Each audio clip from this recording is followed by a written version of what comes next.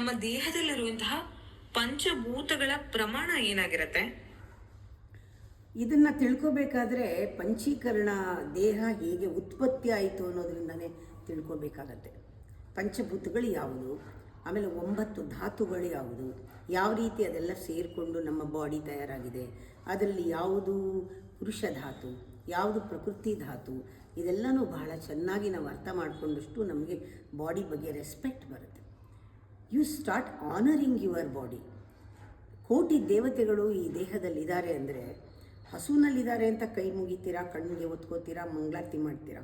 ಒಂದೊಂದು ದೇಹದಲ್ಲೂ ಕೂಡ ಕೋಟಿ ದೇವತೆಗಳಿದ್ದಾರೆ ಅಂದಮೇಲೆ ಯಾರನ್ನಾರು ಕಾಲು ತೆಗೆದ್ರೆ ನಮಸ್ಕಾರ ಮಾಡ್ತೀವಲ್ವಾ? ಕಾಲು ತಗಲ್ದಾಗ ಬರೀ ಕಾಲು ತಗಲ್ದಾಗ ನಮಸ್ಕಾರ ಮಾಡೋದಲ್ಲ, ಅವರಿಗೆ ರೆಸ್ಪೆಕ್ಟು ಕೊಡಬೇಕಲ್ವಾ? ದೇವರು ಇಲ್ವಾ ಅವರಲ್ಲಿ? ನೀವು ಯಾವಾಗ ಯಾರಲ್ಲೂ ಗೌರವದಲ್ಲಿ ನೋಡಲ್ಲ, ಆ ಮೊಮೆಂಟಲ್ಲಿ ನಿಮ್ಮ ಮೇಲೆ ನಿಮ್ಮ ಗೌರವ ಇರಲ್ಲ. That is the reflection of that. ಯಾವಾಗ ನೀವು ಪ್ರೀತಿಸೋಕ್ಕಾಗಲ್ಲ ಬೇರೆಯವ್ರನ್ನ, ಆ ಮೊಮೆಂಟಲ್ಲಿ ಯು ಲೂಸ್ ದಟ್ ಪ್ರೀತಿ. ಆ ಪ್ರೀತಿ ಕಳ್ಕೊಂಡಿರ್ತೀರ, ಅದಕ್ಕೆ ನಿಮ್ಗೆ ಅವರನ್ನು ಪ್ರೀತಿಸೋಕ್ಕಾಗ್ತಾ ಇಲ್ಲ. ನೀವು ಏನು ಕೊಡೋಕ್ಕಾಗಲ್ಲ, ಅದಿಲ್ಲ, ಖಾಲಿ ಕೊರತೆ ಇದೆ ನಿಮ್ಮಲ್ಲಿ. ನಾ ಕೊಡಲ್ಲ ಅಂತ ಹೇಳಬೇಡಿ, ಕೊಡೋಕ್ಕಲ್ಲಿಲ್ಲ. ಮೊದಲು ಇಲ್ಲಿ ಸಂಪಾದಿಸ್ಕೊಳ್ಳಿ ಧ್ಯಾನ ಮಾಡಿಕೊಂಡು, ಅವಾಗ ಕೊಡಲ್ಲ ಅಂತ ಹೇಳೋಕ್ಕಾಗಲ್ಲ. You can't control love, it will flow. You can't resist love, it will flow. ನಾವು ಇವ್ರನ್ನ ಪ್ರೀತಿಸಲ್ಲ ಅಂದರೆ ಅರ್ಥ ಏನು? ನಿನ್ನ ಹತ್ರ ಇಲ್ಲ ಅಂತ ಅರ್ಥ. ಬೇರೆಯವ್ರನ್ನ ನಾನು ಪ್ರೀತಿಸ್ಲಿ ಅಂತ ಕೇಳಿದ್ರೆ ಏನರ್ಥ? ನನ್ನ ಹತ್ರ ಏನೂ ಇಲ್ಲ, ಗತಿ ಇಲ್ಲ ಅಂತ. ಕೊಡೋವಾಗ ನಿಂತ್ಕೊಳ್ಳಿ. ಕೊಡುವಾಗ ಎಷ್ಟು ಥರ ಕೊಡೋದಿದೆ. ಅವ್ರು ಕೊಡಲಿಲ್ಲ ನಾನು ಕೊಡಲ್ಲ ಅನ್ಬೇಡಿ, ವ್ಯಾಪಾರ ಅಲ್ಲ. ಹಾಗೆ ನಮ್ಮ ಬಾಡಿಗೆ ರೆಸ್ಪೆಕ್ಟ್ ಕೊಟ್ಟಾಗ ನಾವು ಬೇರೆ ಎಲ್ಲ ಬಾಡಿಗೂ ರೆಸ್ಪೆಕ್ಟ್ ಕೊಡ್ತೀವಿ. ಯಾವಾಗ ನಮ್ಮ ಬಾಡಿಗೆ ನಾವು ರೆಸ್ಪೆಕ್ಟ್ ಇಲ್ಲ, ನಾವು ಬೇರೆಯವ್ರು ಮಾಡಿದ್ದಕ್ಕೂ ಯಾವುದಕ್ಕೂ ರೆಸ್ಪೆಕ್ಟ್ ಇಲ್ಲ ನಮಗೆ, ನಾವು ಆಡ್ಕೋತೀವಿ. ನಮ್ಮ ದೇಹನ ನಾವು ನೋಡಿದಾಗ ಈ ಎಲಿಮೆಂಟ್ಸ್ನ ಎಷ್ಟು ದೇವತೆಗಳ ಥರ ನೋಡ್ತೀವಿ. ಭೂಮಿನ ರೆಸ್ಪೆಕ್ಟ್ ಮಾಡ್ತೀವಿ, ಜಲನ ರೆಸ್ಪೆಕ್ಟ್ ಮಾಡ್ತೀವಿ, ಗಾಳಿನ ರೆಸ್ಪೆಕ್ಟ್ ಮಾಡ್ತೀವಿ, ಆಕಾಶನ ರೆಸ್ಪೆಕ್ಟ್ ಮಾಡ್ತೀವಿ, ವಾಯು ರೆಸ್ಪೆಕ್ಟ್ ಮಾಡ್ತೀವಿ. ಏನೇನು ಪಂಚಭೂತಗಳು ಯಾವುದರಿಂದ ಆಗಿದೆ ದೇಹ, ಆ ರೆಸ್ಪೆಕ್ಟ್ ಯಾವಾಗ ಮಾಡ್ತೀವಿ ಅದನ್ನು ಸರಿಗೆ ನೋಡ್ಕೋತೀವಿ. ಅದಕ್ಕೆ ಏನು ಬೇಕೋ ಅದನ್ನು ನಾವು ಕೊಡ್ತೀವಿ ಬಾಡಿಗೆ. ಇಷ್ಟ ಬಂದಿದ್ದೆಲ್ಲ, ಸಿಕ್ಕಿದ್ದೆಲ್ಲ, ಇಂದ್ರಿಯಗಳು ಕೇಳಿದ್ದೆಲ್ಲ ಮಾಡಲ್ಲ ನಾವು, ಕೊಡಲ್ಲ ನಾವು. ನಾಲ್ಗೆ ಕೇಳಿದ್ದೆಲ್ಲ ಕೊಡಲ್ಲ. ಕ್ವೆಶ್ಚನ್ ಕೇಳ್ತೀರಾ, ನನ್ನ ಬಾಡಿಗೆ ಬೇಕಾ ಇಲ್ವಾ? ನಂಗೆ ಬಾಡಿಗೆ ಬೇಡ ಆದರೆ ನಾನು ತಿನ್ನಲ್ಲ. ನಾಲ್ಗೆ ಮುಖ್ಯ ಅಲ್ಲ, ನನ್ನ ಬಾಡಿಗೆ ಇದು ಈಗ ನೀಡಿದೆಯಾ, ನನಗೆ ಈ ನೀಡಿಲ್ಲ ಈಗ ಅಂದರೆ ನಾನು ತಿನ್ನಲ್ಲ. ಅದು ರೆಸ್ಪೆಕ್ಟಿಂಗ್ ದಿ ಬಾಡಿ.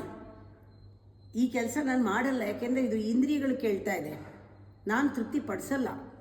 ಇದಕ್ಕಿಂತ ಹೆಚ್ಚಿಂದು ದೇಹ, ಇದಕ್ಕೆ ಇನ್ನೇನೋ ಬೇಕು, ಮೂಲಭೂತವಾದದ್ದೇನೋ ಬೇಕು.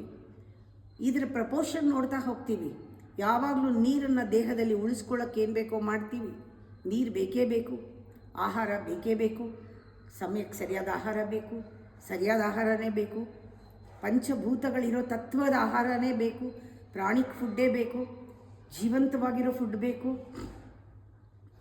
ಅದಕ್ಕೆ ಏನು ಬೇಕೋ ಅದನ್ನು ಹಾಕ್ತೀವಿ. ಭೂತತ್ವಯುಕ್ತವಾದದ್ದು ಭೂಮಿನಲ್ಲಿ ಬೆಳೆಯೋದು.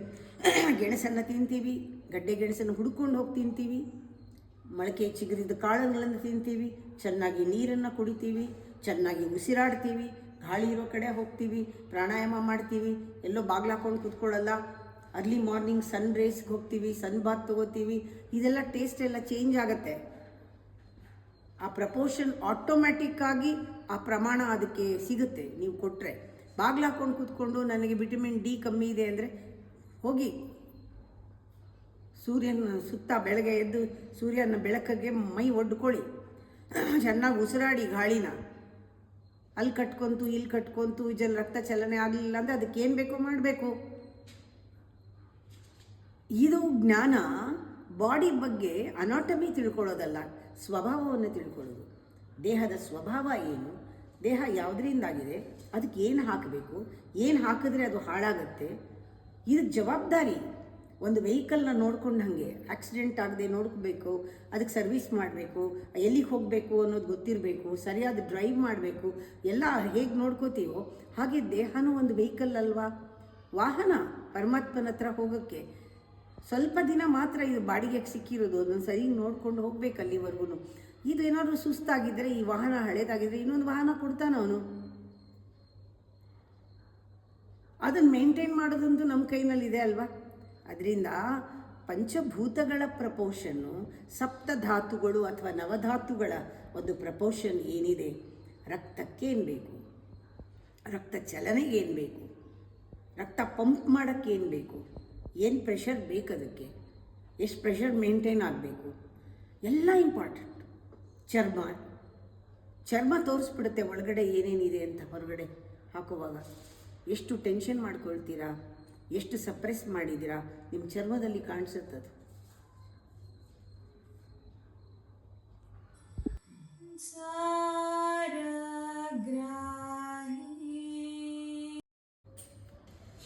ಅಮ್ಮ, ಈ ದೇಹದ ಉದ್ವೇಗಗಳನ್ನ ನಾವು ನರಮಂಡಲದಿಂದ ಅಂದ್ರೆ ನಮ್ಮ ಮೆದುಳಿನಿಂದ ತಿಳಿಯೋದು ಹೇಗೆ?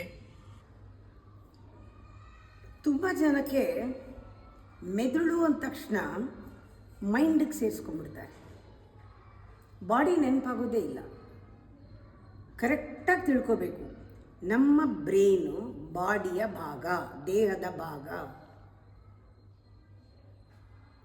ಆದರೆ ಇದು ಮನಸ್ಸಿನ ಮೇಲೂ ದೇಹದ ಮೇಲೂ ಪರಿಣಾಮ ಬೀರೋದ್ರಿಂದ ಆ ಮೆದುಳಿನಲ್ಲಿ ಏನು ನಡೆಯುತ್ತೆ ಅಂತ ತಿಳ್ಕೊಳ್ಳೋದು ಬಹಳ ಮುಖ್ಯ. ನಮ್ಮ ಮೆದುಳಿನಲ್ಲಿ ನಾವು ಕರೆಕ್ಟಾಗಿ ಬ್ಯಾಲೆನ್ಸ್ ಮಾಡಿದ್ರೆ ಮನಸ್ಸು ಟ್ರ್ಯಾಂಕ್ವಿಲ್ ಆಗುತ್ತೆ. ಬ್ರೈನ್ನಲ್ಲಿ ಆಲ್ಫಾ ಆ್ಯಕ್ಟಿವಿಟಿ ಜಾಸ್ತಿ ಆದರೆ, ಗ್ಯಾಮಾ ರೇಸ್ ಜಾಸ್ತಿ ಆದರೆ, ಎಲೆಕ್ಟ್ರಾನಿಕ್ ವೇವ್ಸಲ್ಲಿ ಫ್ರೀಕ್ವೆನ್ಸಿನಲ್ಲಿ ಹೆಚ್ಚು ಕಮ್ಮಿ ಆದರೆ ಮನಸ್ಸು ಕಾಮಾಗಿ ಕೂಲಾಗಿ ಕೆಲಸ ಮಾಡೋಕ್ಕೆ ಸಾಧ್ಯ.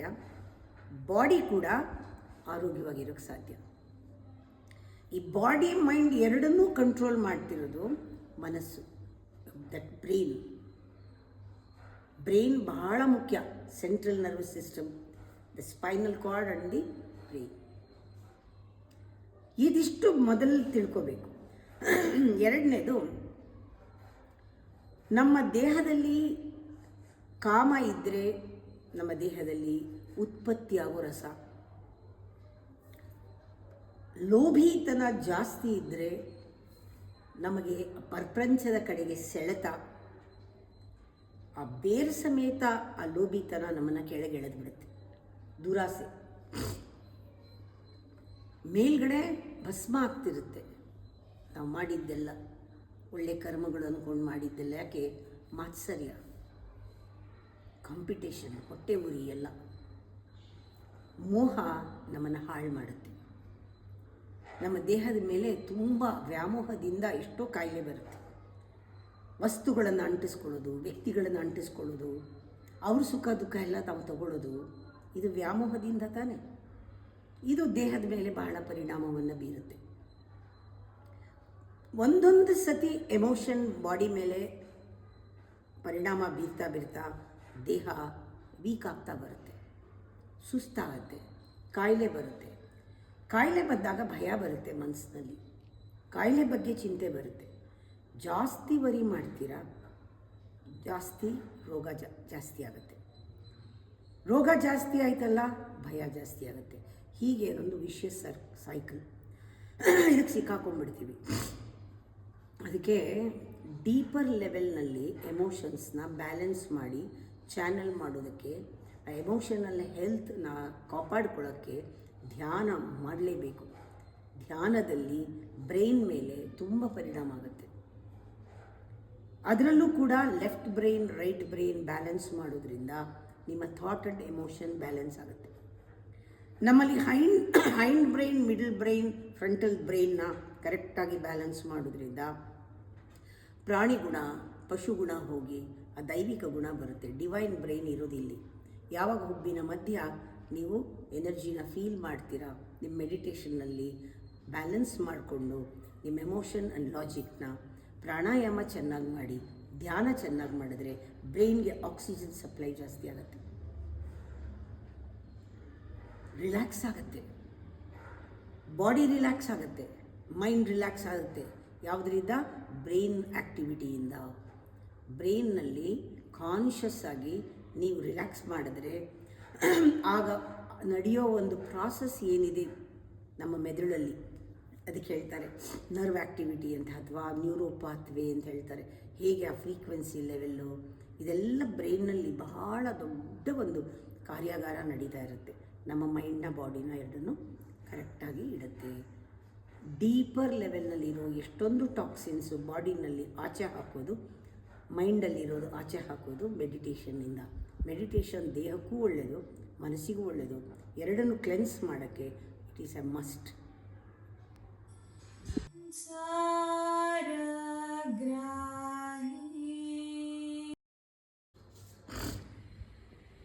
ಪಂಚ ಪ್ರಾಣಗಳಲ್ಲಿ ಮುಖ್ಯವಾದಂತಹ ಪ್ರಾಣ ಅಂದ್ರೆ ಯಾವುದು? ನಾವು ಮಾರುತಿ ಹನುಮಂತನನ್ನು ಮುಖ್ಯ ಪ್ರಾಣ ಅಂತ ಕರಿತೀವಿ. ವಾಯುಪುತ್ರ ಅಂತ ಕರಿತೀವಿ.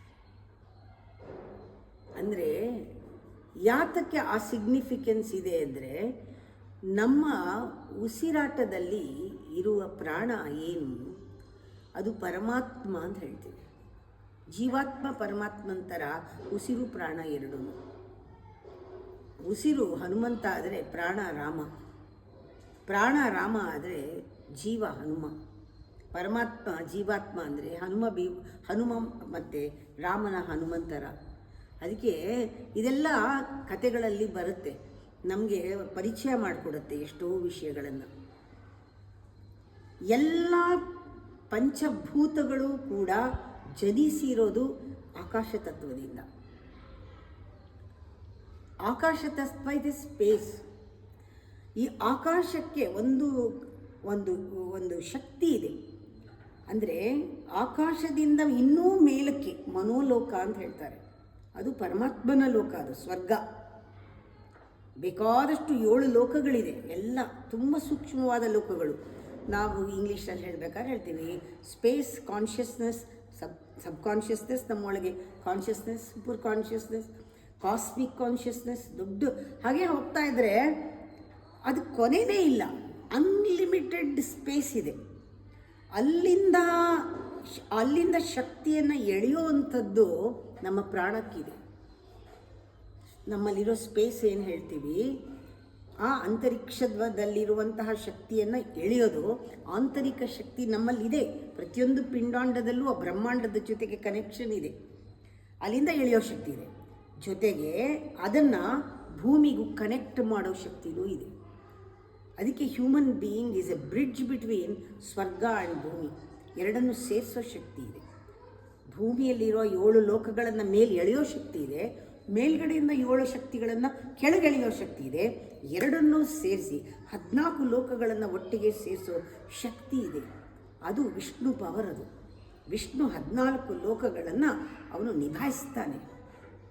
ನಮ್ಮ ಹೃದಯದಲ್ಲಿ ಅಷ್ಟೊಂದು ಶಕ್ತಿ ಇದೆ, ವಿಷ್ಣು ಶಕ್ತಿ ಅಷ್ಟೊಂದಿದೆ. ನಮ್ಮ ಇದರಲ್ಲಿ ನಾಭಿನಲ್ಲಿ ಅಷ್ಟೊಂದು ಶಕ್ತಿ ಇದೆ, ವಿಷ್ಣು ಪವರ್ ಇದೆ.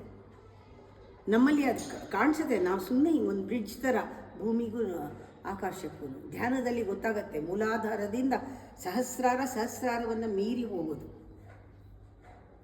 ಅದಕ್ಕೆ ವಾಯು ಅಂದರೆ ಬರೀ ಉಸಿರಾಡ್ತಾ ಇದ್ದೀವಲ್ಲ ಅದು ಮಾತ್ರ ಅಲ್ಲ, ನಮ್ಮನ್ನು ಮೇಲಿಂದ ಆ ಒಂದು ಅಸ್ತಿತ್ವವನ್ನು ಅದು ಹಿಡಿದು ನಿಲ್ಲಿಸಿರುವಂತಹ ಒಂದು ಸೂತ್ರ ಇದೆ ಮೇಲೆ. ಯಾವುದೋ ಒಂದು ಕಾರಣದ ಒಂದು ಸೂತ್ರ ನಮ್ಮ ಒಳಗಡೆ ಅಕಾರ್ಡ್ ಅಂತೀವಲ್ಲ ಅದನ್ನು ಹಿಡ್ಕೊಂಡಿದೆ. ಇದೇ ಆಟ ಆಡಿಸ್ತಾ ಇರೋದು ಎಲ್ಲರನ್ನೂ ಕೂಡ. ಅಲ್ಲಿಂದನೇ ನಮಗೆ ಈ 5 elements together is in the ಆ ಸ್ಪೇಸ್ನಲ್ಲಿ. ಆಕಾಶ ತತ್ವ ಸಾಮಾನ್ಯವಾದಲ್ಲಿ ಶಿವ ಅಂತೀವಿ, ಇಲ್ಲಿಂದನೇ ಪ್ರಾರಂಭ ಆಗುತ್ತೆ. ಮನುಷ್ಯನ ವಿಶುದ್ಧಿ ಚಕ್ರದಿಂದ ಈ ಗಂಟ್ಲಿಂದ ಶುರುವಾಗುತ್ತೆ ಆಕಾಶ. ಅಂದರೆ ಇಲ್ಲಿಗೆ ನಮ್ಮ ದೇಹ ಮುಗೀತು. ಇಲ್ಲಿಂದ ತಪೋಲೋಕ, ಇಲ್ಲಿಂದ ಬುದ್ಧಿಲೋಕ, ಇಲ್ಲಿಂದ ಮನೋಲೋಕ, ಅಲ್ಲಿಂದ ಆಚೆ ಎಲ್ಲ ಲೋಕಗಳನ್ನು ಕನೆಕ್ಟ್ ಮಾಡೋದೇ ಪ್ರಾಣ, ಮಹಾಪ್ರಾಣ.